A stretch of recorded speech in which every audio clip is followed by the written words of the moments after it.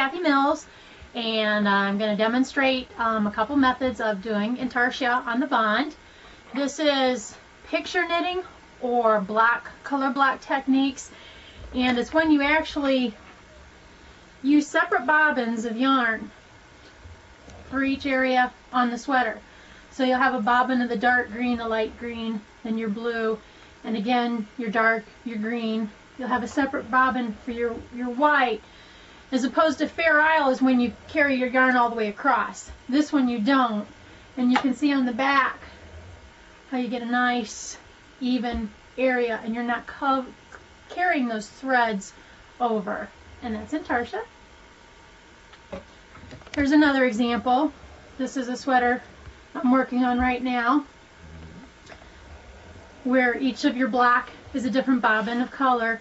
Down here, this stripe shows your Fair Isle, where you would carry it over, but the rest of the sweater is Intarsia.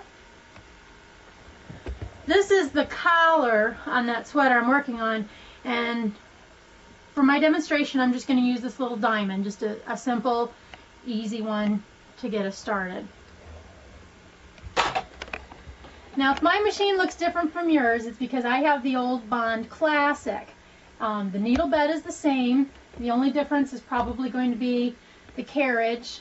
The USM has done away with the wire guard, and the ISM, this part is connected, whereas mine, it's a free handle. And first I'm going to show you on a regular key plate. This is a Knit Smart key plate, which I was fortunate enough to get. It is reversible. But today I'll just use the 30, which is just like the Bond 3 key plate. Before we get started on the actual knitting, I'm also going to give you a little tip of mine that I use on the pattern. If the pattern's black and white, I highlight it with a marker to kind of help offset the colors a little bit. And then I go ahead and I draw lines every 10 stitches down the design. And I number them.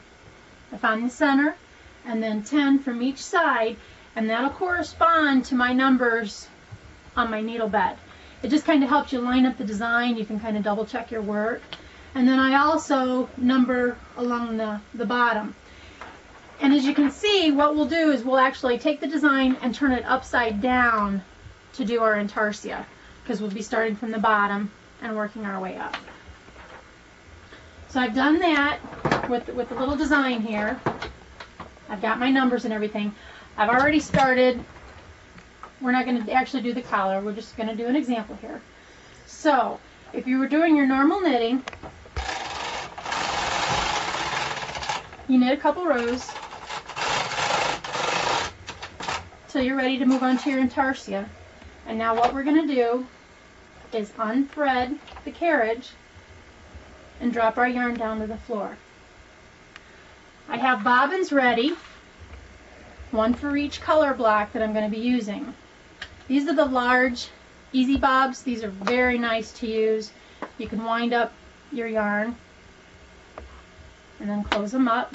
This is a large and this is a medium, and they also have small. So everywhere you're going to have a block of color, you're going to want a different bobbin. I also use a magnetic board and a cross-stitch line marker to keep my place. So I can come over here, put my line on my first row, and then I simply, whoa, kitty. Slight interruption there. Okay, we're getting ready to do our first row. Now, if you don't have it, I'm going to go ahead and show you how to do it with the Intarsia key plate, and then I'll explain how you can do it if you don't have the Intarsia key plate. This is what it looks like, and it's adjustable. So you've got your lines 1 through 4, and then also in-betweens. So like with the Knit Smart, when you have the in-between, you can get those, and I believe the USM has the in-betweens now too. So I just want to make sure my little arrow is on the 3 to match my key plate. And I'll take this one out. Now my first pass I'm gonna put it on this side and show you kind of a little trick here so that you don't have to manually push your needles out. If you don't have an Intarsia key plate, use your needle pushers or just your green card that comes with the machine, and you're going to push all those needles all the way forward so your yarn goes behind the latches, and then you're going to move it back into forward working position. But that's what the Intarsia key plate does for you. So if I move it over to this side, pass it across, my needles are now in the proper position, the latches are open, and the yarn in the carriage is on the right side. And I'm ready to go. That's the most important thing you want to remember before you lay your yarn, is you want to make sure all your latches are open. Otherwise you'll drop stitches. Okay. So I'll lay my first color. I'm ready for the second. And my tail end is going to be on the same side as the carriage. So there's the start of my diamond. And now I'm going to want a second bobbin for the white. Even though it's one stitch, it's going to form that diamond pattern. So I'll have a white for each side.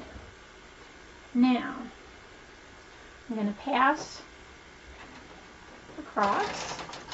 And all I'm doing here is kind of helping to hold the yarn down a little bit so I make sure it catches in the latch. And then see, that moves my latches right back out, so I'm ready to go. Now here's where personal preference comes into play. A lot of people don't like to tie knots, and they like to, work their loose ends in as they're going. But my preference is I do like to tie knots when I get started. And then I go back and I work all my loose ends in later, but that way I can try to keep the colors where they belong, keep the white in the white and the pink in the pink. And then another trick I do, where's my little tool?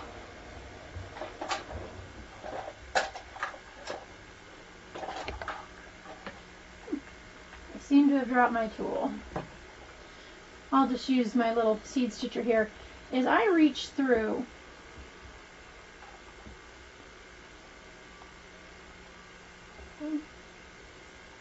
and I pull